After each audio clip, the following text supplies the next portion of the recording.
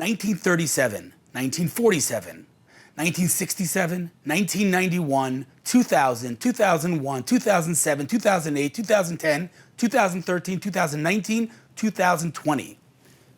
What do all those years have in common? The answer is, those were all the years that the Arabs, who call themselves Palestinians, were offered a state. In all those cases, they rejected that offer immediately. Why would that be? Well, the answer is quite clear. The answer is they don't want a state.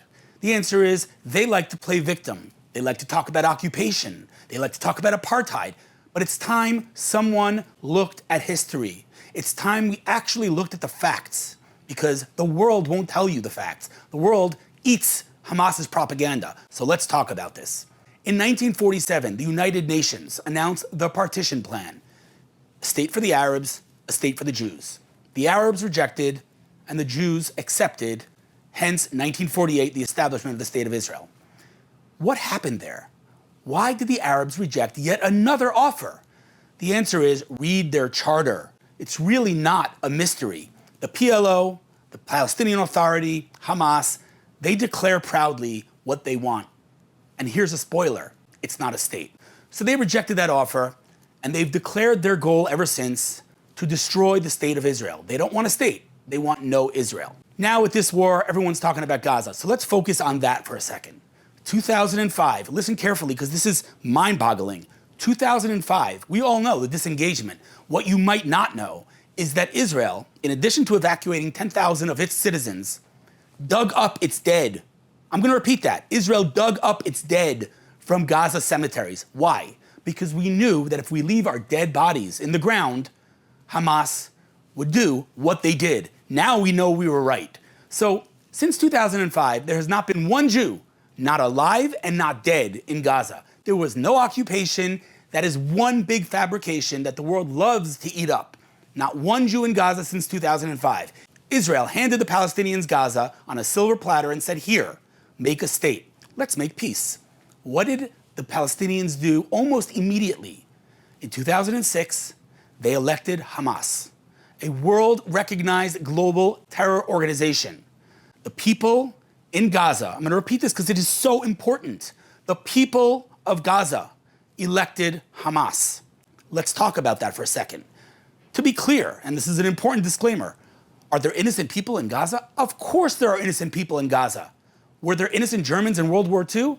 The answer is yes. Many of those innocent Germans were tragically killed in World War II. Does anybody debate the validity of World War II? Does anybody say, since innocent Germans were killed in World War II, it was not a justified war? We should not have denazified Germany? Of course not. Anybody with a brain and a moral compass understands that in war, people die. This war is no different. There are innocent people in Gaza, but those people elected a terrorist organization. As soon as they elected that terrorist organization, Israel had to put blockades around Gaza because we weren't going to allow rockets and infiltration of terrorists into Israel. And the world yelled, it's an air prison. We see what happened on October 7th. When they made one little hole in the security fence, 1,400 innocent people massacred. So we gave them a state again in 2005. But again, they rejected it because, again, they don't want a state. You know, it's one thing to not know the facts. It's another thing not to read their charter. It's available on the internet.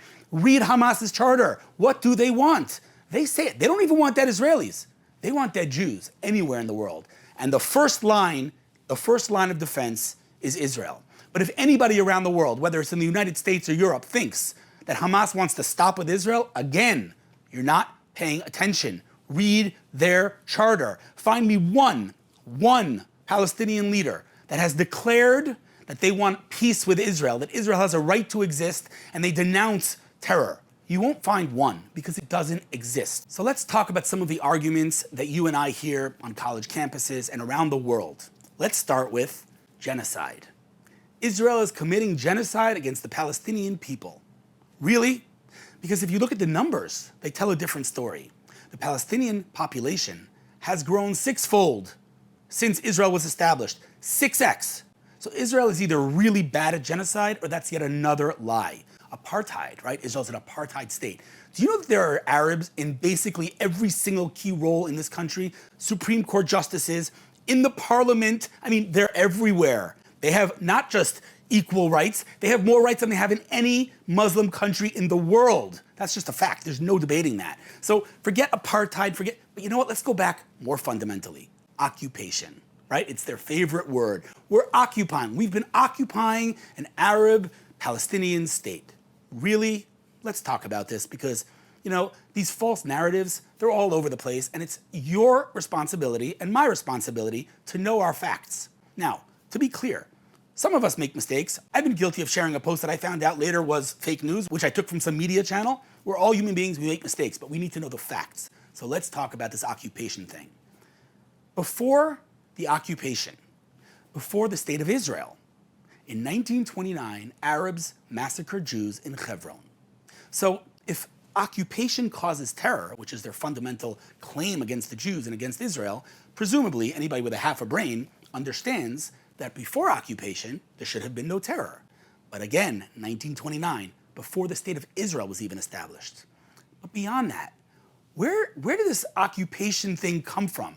It came from Yasser Arafat, a terrorist by any standard, by any definition of the word, who literally, but literally, took the word Palestine, okay, and this is crucial, that meant Israel. We have coins that say Palestine on them and have a Magen David, a Star of David on them. Palestine was Israel. Yasser Arafat took that word Palestine and basically hijacked it to mean something that it never meant before, which is these Arabs who are from Jordan and from other places, he called them Palestinians. Words matter, guys. Words matter. And it's not just semantics, call them Arabs, call them Palestinians, call it the West Bank, call it Judea and Samaria. Words matter. So let's be accurate, okay? Palestinians, Golda Meir was a Palestinian, okay? Israelis were Palestinians. These people who call themselves Palestinians, they're not. They're Arabs who came from Jordan. So words matter. But let's talk about this occupation. So we already established that before the occupation, there was terror, okay? But again, we talked about Gaza. There was no occupation. What are they firing rockets at us for, right? The occupation is, again, a historical fabrication that everyone likes to use, and listen carefully, to justify not their stance against Israel, but as we see in the world today, their stance against Jews. And I want to clarify and emphasize this in the strongest, most unequivocal terms. Separating Zionism from Judaism is preposterous. It is ridiculous. Anybody who knows anything about Judaism knows that we pray to Zion throughout our entire prayers every single day. For thousands of years, Jews faced Zion when we prayed. So to say I'm anti-Zionist but not anti-Semitic is the most ridiculous sentence that millions of people utter every single day. To say that the Jews do not deserve a state of their own is anti-Semitic, period. And I know it's not politically correct to say because there are people who are anti-Zionist. Anti-Zionism is the new face of anti-Semitism. It's the same age-old hatred, the oldest hatred in the world, the hatred of Jews, with a new mask called anti-Zionism. This is super duper important. Furthermore, we need to talk about this moral equivalence that the world likes to make, this big equal sign. There's Hamas, a terrorist organization that does what they did, and I'm not going to repeat what they did because it's bad for my soul and it's bad for your soul, but we know what they did. There's them, and then there's the IDF. I want to explain to you, and we've all heard this, the IDF is the most moral army in the world. Let's actually talk about this. What does the IDF do? It's really actually unbelievable to hear. We drop pamphlets, okay? We notify, we pick up the phone, we send SMSs to people, innocent civilians in Gaza, letting them know that we're about to attack. Now, I think you and I can both understand what that does to our deterrence, what that does to our element of surprise. Because if we let them know, we let our enemies know. But we risk that anyway. You know why? Because to us, human life, to us being the Jewish people, human life is the most important value. So to compare us, the IDF, that values human life and that does everything to minimize civilian death, to Hamas, that does everything to maximize civilian death, is moral bankruptcy. Stop making that comparison. These aren't two equal sides. This is good, the IDF, versus evil, Hamas. Now, again, I want to go back to the most important point. There are innocent people in Gaza. There are. But those people those innocent people, where are they? Are your social media feeds full of Palestinians denouncing Hamas? Because what I see are thousands, tens of thousands of Palestinians marching in support of Hamas. What I see are Palestinians dancing in the streets on 9/11. What I see are Palestinians giving out candies on the streets every single time an innocent Jew is murdered. So where are these innocent Palestinians? Where are they? I don't know. But these innocent Palestinians voted for Hamas. A poll that I saw recently is that they have 80%, Hamas has 80% support in Gaza, 80%. So it could be that there are innocent people. There are innocent people, but how relevant are they? In fact, even if they were the majority, which they're clearly not, if they remain silent, they are irrelevant. It doesn't matter how many they are if they just remain silent. And but they can't speak out against Hamas because Hamas will kill them. They just need to fulfill orders. I'll let you, for a second, think where you heard that last. Yeah, it was the Nazis who said that. You cannot make that claim. I'm sorry, I can't stand up for morality and denounce terror and murder because I'm scared. You're scared? Then do what you need to do in Gaza and get rid of Hamas. Hamas is a terrorist organization that rules Gaza thanks to those innocent Palestinians. And let's say it as clearly as possible. Those people who dance in the streets, who give out candies, and who elected Hamas are accountable for their words and their actions. And here's the irony of it all. Those people who say, no, they're innocent people, they can't do anything, they're not to be held accountable. Wait a second. Are the Palestinian people a people? Are they a nation that deserves a state? Because if they're a nation, they should be held accountable as a nation. And if they're not a nation, they're just a bunch of, punks acting up, well then, why do they deserve a state? Think of the irony. Think of the hypocrisy here. Those very same people who claim that the Palestinians deserve a state are the very same people who say, nah, they shouldn't be held accountable for their actions. But they should, and they will be, and they are in this war. It's horribly tragic when innocent people die, but that's what happens in war. Did Israel want a war? Absolutely not. The Israel Defense Forces is exactly that, defense forces. Israel has never attacked anyone. We were in shul, we were in synagogue on Simchat Torah dancing with Torah scrolls when Hamas decided to do what they did. Unprovoked and for no reason whatsoever other than one. They want to see dead Jews. Now, we're hearing on campuses, the Nakba, right? We forcefully removed Arabs from their houses in Guys, please. 1947, the partition plan, they had a state. They did not want a state. I'm going to keep repeating it. I know I sound like a broken record, but this is so fundamental. Anybody who says that Israel occupied an Arab-Palestinian state in 1948, ask them one question. Just one question. Look them in the eye and say, okay, Israel occupied an Arab-Palestinian state. Fantastic. Do me a favor. When was that state established? Can you give me the date that Arab-Palestinian state was established? Or, you know what, forget the date. Kindly remind me what the national anthem was, or who the prime minister was, or what language they spoke, or what their currency was. Because such a state never existed. It's all a lie. Which begs the question, how do so many millions of people believe these lies? The answer is, again, the oldest hatred in the world, the hatred of Jews. New mask in 2023. Facts don't matter to them. They have now found an excuse to let their anti-Semitism come to the surface. And so they can believe whatever they want in Ivy League colleges. Truth be told, I'm extremely worried about my brothers and sisters outside of Israel. And I know that sounds funny after what we've been through, but at the end of the day, what we do in Israel and how we retaliate is in our hands. We're not at the mercy of some government, and we don't have to hope that they'll come to our rescue. We see pro-Palestinian protests. We see people being murdered in the streets in LA. We see people being stabbed. We see posters being pulled off.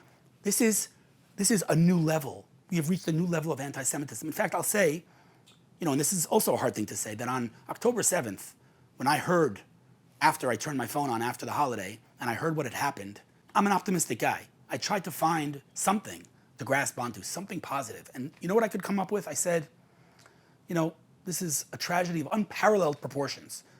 But maybe, perhaps, the only silver lining here is that the world will finally see what Israel knew for decades. The world will finally, unequivocally, stand with Israel.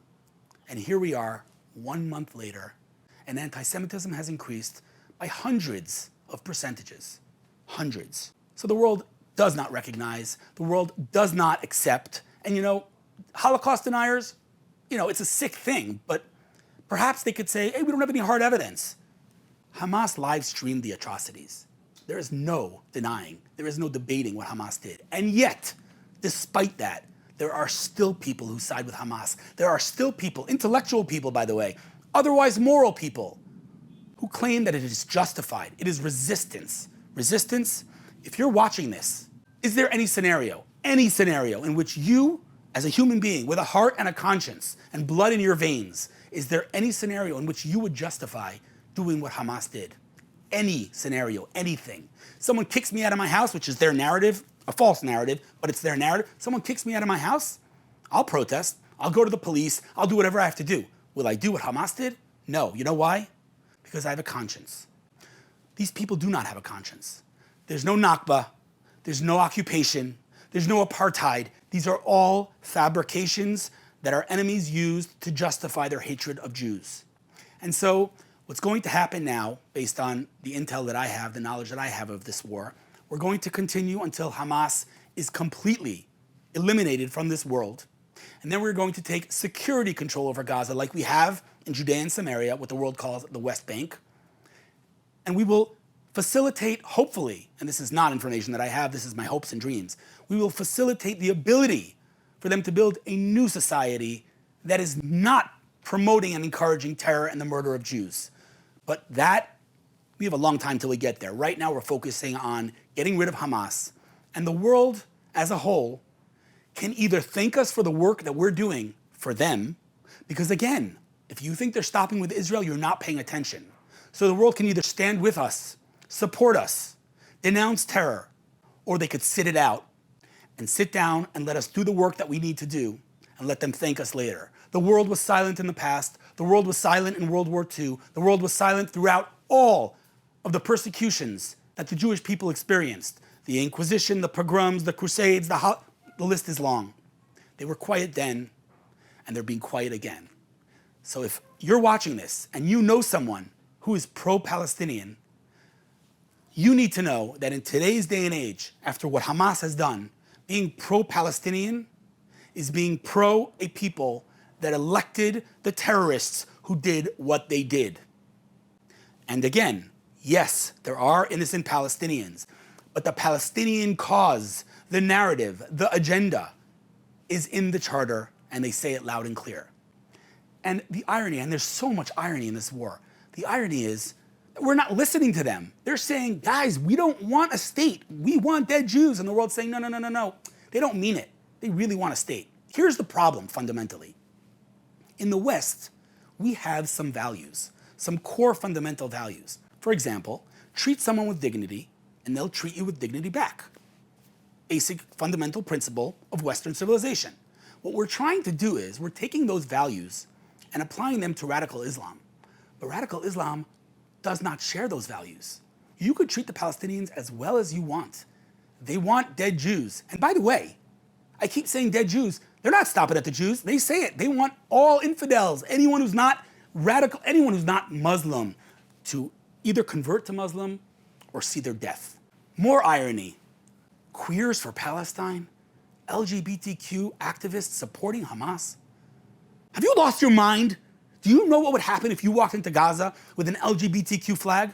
Let me tell you what would happen. You'd be thrown off a roof and your dead body would be dragged with a pickup truck throughout the streets of Gaza. This isn't, me sounding sensationalist and saying, you could see this footage. They are proud of this. They are proud of this. This is their value system. And when I say their, I mean Hamas and Hamas supporters.